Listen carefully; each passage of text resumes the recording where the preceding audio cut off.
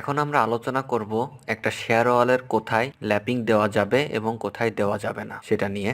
এটা একটা টি শেপের শেয়ার ওয়াল। তো ফার্স্টে আমাকে জোন খুঁজে বের করতে হবে যে কোন জোনে আমি ল্যাপিং দিতে পারবো, কোথায় দিতে পারবো না। তো এখানে যে কোড অনুযায়ী যে কথাটা বলতেছে, এই যে ওয়ালের যে তিনটা এন্ড, এই তিনটা এন্ডের যে মার্ক করা যে ডিস্টেন্সটা, সেটাকে বলা হচ্ছে বাউন্ডারি এলিমেন্ট।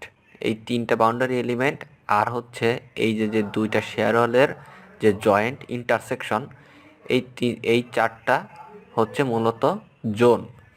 তো এই যে বাউন্ডারি এলিমেন্টের যে ডিস্টেন্সটা, এটা আসলে কতটুকু, এটা আলাদা হিসাব, এটা আলাদা ক্যালকুলেশন করে বের করতে হয়। এটা এখানে নিয়ে আলোচনা করব না। এখানে কোথায় দেওয়া যাবে না ল্যাপিং, জাস্ট সেটা নিয়ে আমরা আলোচনা করব।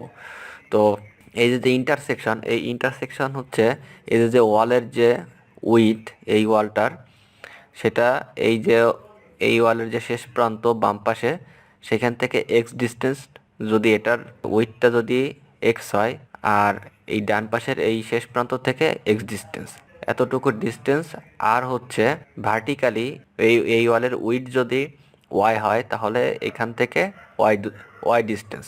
এই টোটাল এই ডিস্টেন্সের যে এরিয়াটা, এই ইন্টারসেকশনটা এবং এই যে তিনটা যে বাউন্ডারি এলিমেন্ট আছে, এই চারটা জোনে আমরা ট্রান্সভার্স যে রেনফোর্সমেন্ট বা হরিজেন্টালি ডিরেকশনে যে রেনফোর্সমেন্ট আমরা দিয়ে থাকি, সেই রেনফোর্সমেন্ট কোনোভাবেই ল্যাপিং দেওয়া যাবে না। তাহলে দিব কোথায়?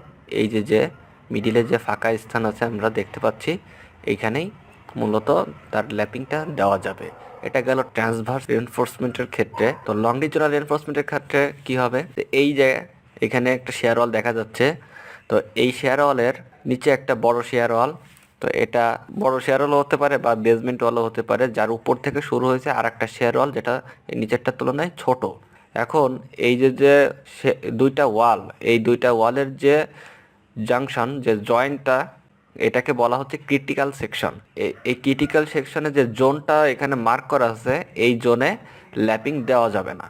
তো এই জোনটা কতটুকু, সেটা হচ্ছে এই যে জয়েন্ট হয়েছে দুইটা ওয়ালের, সেখান থেকে নিচে এলডি ডিস্টেন্স, অর্থাৎ ডেভেলপমেন্ট যে লেন্থের পরিমাণ সেটা, আর হচ্ছে এই জয়েন্টের উপরে হচ্ছে 6 মিটার বা 1 ফ্লোর হাইট, যে একটা ফ্লোর হাইট। এই দুইটার মধ্যে যেটা ছোট সেটা অ্যাপ্লিকেবল। তো 6 মিটারে আসতেছে হচ্ছে 20 ফিটের মতো, আর 1 ফ্লোর হাইট আসতেছে 10 ফিট বা 12 ফিট। তাহলে আমরা ফ্লোর হাইটটাই নিব, কারণ এটা ছোট।